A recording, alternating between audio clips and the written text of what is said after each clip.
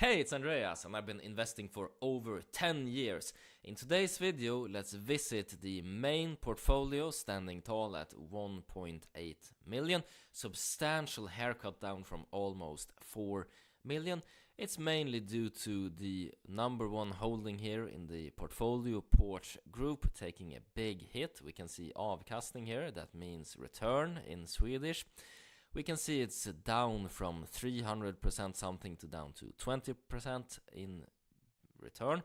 And in this case, we are entering the most profitable part of the year for Porch Group, where they tend to see nice profitability and where they historically have outperformed.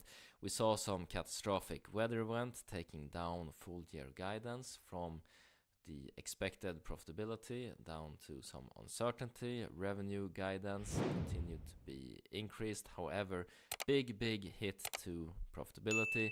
And I think that as the home insurance market is repriced, as the policies continue to be more expensive in a lot of parts of America, this will benefit Porch Group and they will be able to make a ton of money for shareholders. Also with the kicker of the software platform that's collecting a lot of data on homes as they move, that will make more money once people start to move again. So basically, if interest rates go down and people can sell and take a new mortgage at a lower price, it makes more sense to move.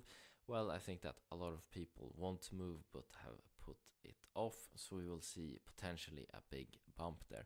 That's number one. Let's walk through some of the other main positions in the portfolio and how I think regarding them. We see Palantir Technologies as number two. I bought in at 17 something dollars here. In this case, as average price, it was down by a lot, continued to hold.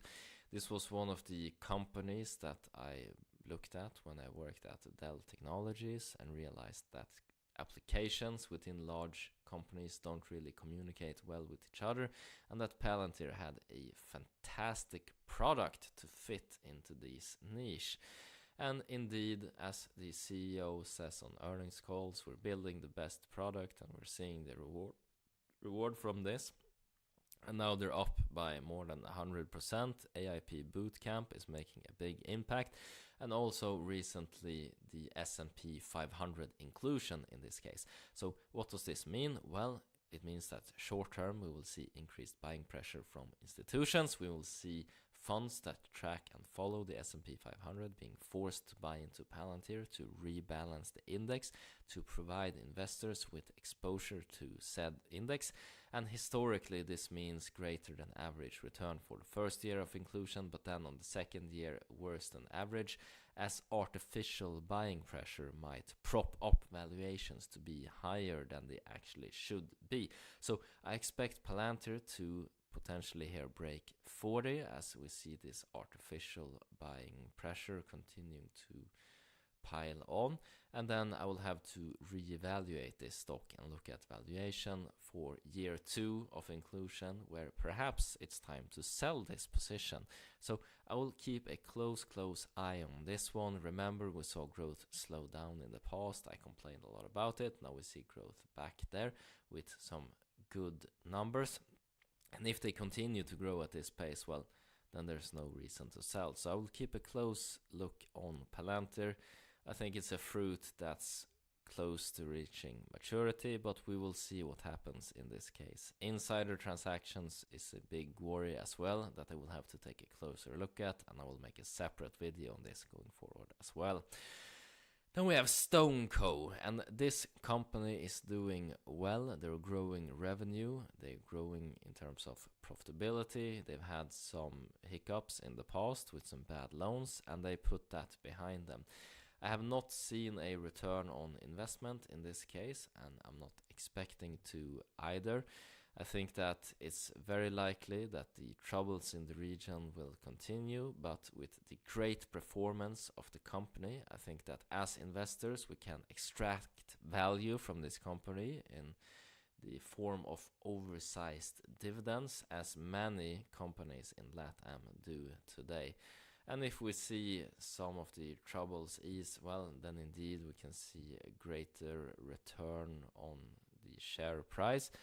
But for now, a lot of instability in Brazil, and that's really keeping a damper on share price. Then we have an asset play here with Bauch Health Companies. I recently recorded a video on this that might be out before this video, might be coming out after, depending on how fast the editing goes. So give a thumbs up to the editor who's working really hard on these videos. We see that this is an asset play. They're about 2.29 billion in market cap, and they own 88% of Bauch and Lomb. So if they're able to spin that part off as equity to shareholders, it would unlock tremendous value. We've seen this in the past here. You can see Douglas Elliman here at the acquisition price of $0. This used to be a part of Vector Group. I was buying into this company, but my thesis happened too quickly and I was not able to amass a substantial position before the spin-off, before the asset play was completed. So very sad about that. Sometimes it happens too fast, sometimes it drags on. As we can see with Bauch and Health in this case, it's been dragging on for some time. We see Carl Icahn, famous for these types of investments, being a major shareholder in Bauch Health Companies. He's had some troubles with his company, Icahn Enterprises, having a short seller report put out on it from Hindenburg. And we've also seen him have personal problems with him using company stock in Icahn Enterprises as collateral for personal loans without informing investors about this. And he has settled this now. Perhaps he can get back to trying to create shareholder value with activist investing in the companies that he's holding. Then we have Vitrolife, very happy about the performance in this case. They're growing nicely, paying small dividend. And this market of fertility treatment, I think, is one that will only grow. It's very profitable, it's a very expensive procedure. And as we're having more and more problems with reproduction today, I think that this company will only continue to grow as it assists and helps solve a problem in society today that's only growing. Great position there. They're not doing dilution of shareholders. Very high class Swedish company. Another Swedish company here. This is one that once I'm done with the road to 100k portfolio, where I try to build 100k as quickly as possible. Once I'm done with that series, I will put money into this account once again. I haven't put money into this account for a very, very long time. But SBB here is a company that I like at current valuation. They paid a extremely nice dividend as well, very cheap. They've been scolded in media in Sweden, terrible reputation as a result, and way down. But I think the worst is behind this company. If there's interest, I can make a video on the debts that I have, talk a bit about maturity, talk a bit about how reasonable the financial position of the company is. Then we have Foot Locker, also a big position in this company. Not very happy with performance. They took out big loans to expand stores, and then interest rates came up higher. They were forced to cut the dividend, and they were down by a lot. They've started to recover now, and as interest rates go down, well, this company is positioned to gain from that. And then we see Medical Properties Trust in this portfolio as well. This is a company that I've covered a lot here on the channel recently, as this was a major buying opportunity that I spotted. I liked the company at $6.07, and I loved it at $3.15.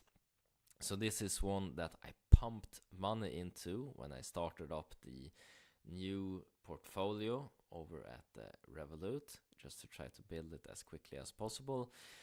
And I have over 10,000 shares in this company over there, and a couple of thousand here on the other one. And this company I like a lot. I think that the buying opportunity here is about to be over. Stock price has increased by a lot. It will continue to increase. And I think that the company should trade for around $11 to $12. That was my original thesis in this case. And I think that dividend will increase by a lot as well. We've seen a cut down to 8 cents a share, and I think that this will recover in the future. Then we have some smaller positions. You can see one bet here, Oscar Properties, going very south. Close to bankruptcy, seems to have stabilized over there now, but lost about 80k maybe, something like that on this company. So down by a lot on that one, but that's what's happening in investing from time to time. And I also have recorded a video about Oscar Properties, telling the story behind the company. There's a lot to tell with this one, and the future here is going to be very interesting. It's a massive gambling opportunity at current prices. And then we see some other positions. I don't think that there's a need to talk about every single one of them, since these are smaller positions. But I can make individual videos on them if there are interest. But I don't think that I need to talk a lot more just to drag out the video. We covered the main positions. I've talked about SBB, where I would put money right now if I were to continue investing. It looks very attractive, even with the increase here in 60% from my buying price. I think that this company is still very undervalued.